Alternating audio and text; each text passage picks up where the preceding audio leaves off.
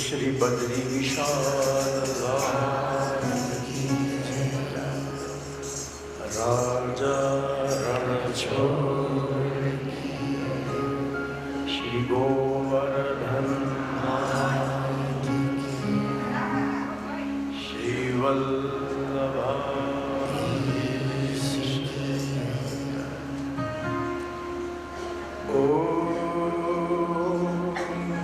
नमः पार्वती पतये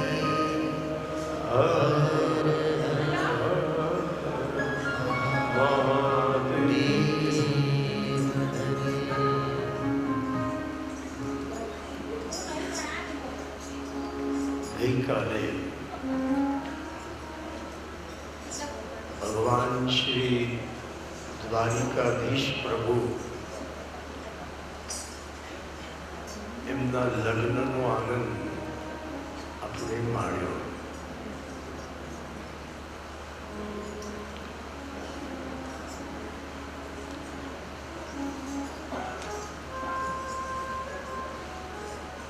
એક એક ઉત્સવો આપણે બહુ સુંદર રીતે માણ્યા.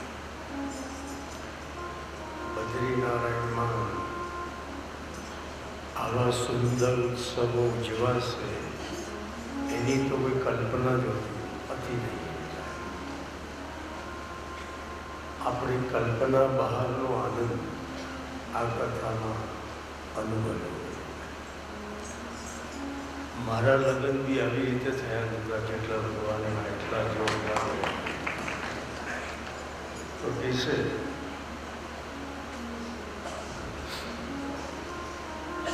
શ્રી બદ્રીનારાયણજી ખૂબ કૃપા કે નિર્વિઘ્ને આપણા આ 7 દિવસ પસાર થાય અને એમની જ કૃપાથી તમે બધા હેમખેમ હરિદ્વાર પહોંચી જાઓ અને તમારા ગામમાં પણ પહોંચો એવી જ આપણે પ્રભુના ચરણોમાં વિનંતી કરી. હવે આપણે પૂર્ણાહુતિ તરફ જઈ રહ્યા છીએ.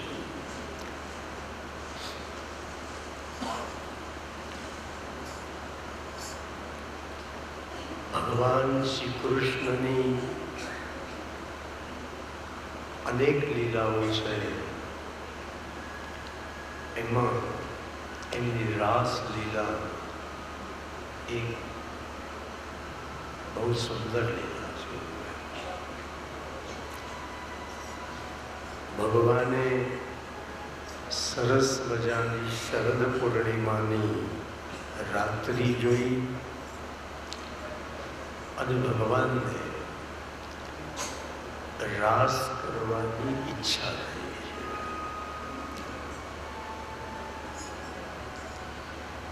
માણસના જીવનમાં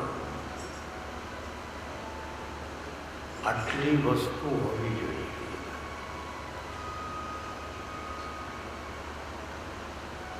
એક તો માણસને ગીત અને સંગીતમાં રસ હોવો જોઈએ. માણસને ભલે તમને ગાતા ન આવડતું હોય તો કોઈ ગાતું હોય એમાં તો તમને રસ પડવો જોઈએ. ગીત સંગીતમાં માણસને રસ હોવો. બને તો કોઈ ઇન્સ્ટ્રુમેન્ટ તમને વગાડતા આવડવું જોઈએ. યા ભગવાનની સામે ભજન ગાઓ, અષ્ટસખાના પદ ગાઓ. ગીત સંગીતમાં રસ માણસને હોવો. આટલા મોટા કૃષ્ણ ભગવાન કેટલી સુંદર ફ્લ્યુટ વગાડતા હતા.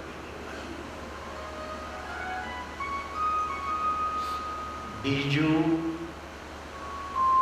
માણસને સાહિત્યમાં પણ રસ હોવો જોઈએ.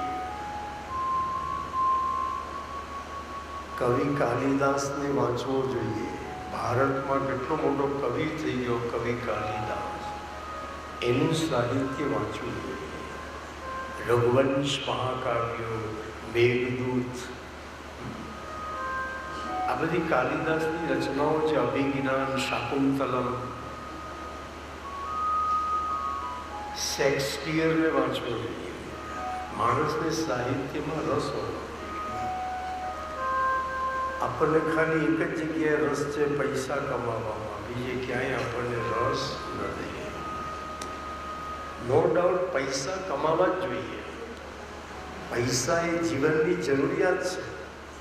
દરેક માણસે મહેનત કરીને રૂપિયા કમાવા જોઈએ. એ કંઈ જ ખોટું નથી. લક્ષ્મીજીની તો આપણે ધનતેરસે પૂજા કરીએ છીએ. પૈસા ભલે કમાવો, પણ સાથે સાથે થોડોક સમય કાઢી આ બધો લાભ પણ લેવો જોઈએ. હું કોલેજમાં ભણતો તો ત્યારે મને શેક્સપિયરને કાવ્ય આવતું હતું. શેક્સપિયર લખે છે, this world is a stage. આ દુનિયા એ રંગમંચ છે. This world is a stage. Our life is a drama. આપણી જિંદગી એક બહુ મોટો ડ્રામા છે. 60-70-80 વર્ષનો. This world is a stage. Our life is a drama in which we are actors and God is director. શેક્સપિયરે કેટલું સરસ લખ્યું કે આ દુનિયા એક સ્ટેજ છે. આપણી જિંદગી એક નાટક છે. એ નાટકના અભિનય કરનારા આપણે બધા પાત્રો છીએ અને ઈશ્વર એ ડ્રામાનો ડાયરેક્ટર છે. We are actors and God is director. બોલો, એક ઇંગ્લિશ કવિ છે, પણ કેટલી સરસ વાત લખે છે. તો આપણને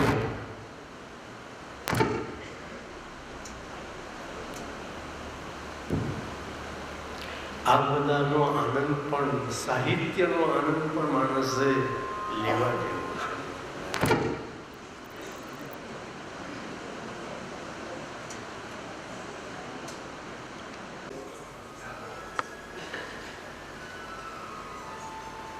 એક તો માણસને ગીત સંગીતમાં રસ હોવો જોઈએ, બીજું સાહિત્યમાં રસ હોવો જોઈએ, ત્રીજો માણસને નૃત્યમાં પણ રસ હોવો જોઈએ. જેને પોતાની તબિયત સારી રાખવી હોય એને પોતાના ઠાકોરજી આગળ અડધો કલાક નૃત્ય કરવું જોઈએ. ભલે બારણા બંધ કરીને નૃત્ય કરવાનું. તો આ પ્રયોગ દ્વારા તબિયત સારી રહે છે. પગ ઘૂંઘરું બાંધ, મીરાબાઈ એમના ગિરધરના આગળ એકલા એકલા નાચતા. રાસલીલામાં કૃષ્ણ ભગવાન પણ નાચ્યા છે. દુનિયામાં કૃષ્ણ ભગવાન જેવું સુંદર નૃત્ય કોઈ કરી શક્યું નથી. એક ભાઈ મને કહેતા હતા કે શાસ્ત્રીજી, માઇકલ જેક્સન બહુ સરસ નાચે છે.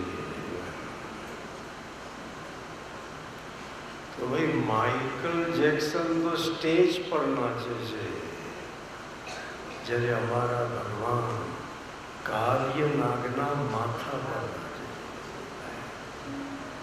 દુનિયામાં આવો કોઈ નાચનારો નથી નીકળ્યો જે કાલ્ય નાગના માથા ઉપર નાચતો હોય. ભગવાનને તેવું ગોપીજનોને રાસમાં બોલાવવા કેવી રીતે? આજકાલ હોત તો ભગવાને હાથમાં મોબાઈલ ફોન પકડ્યો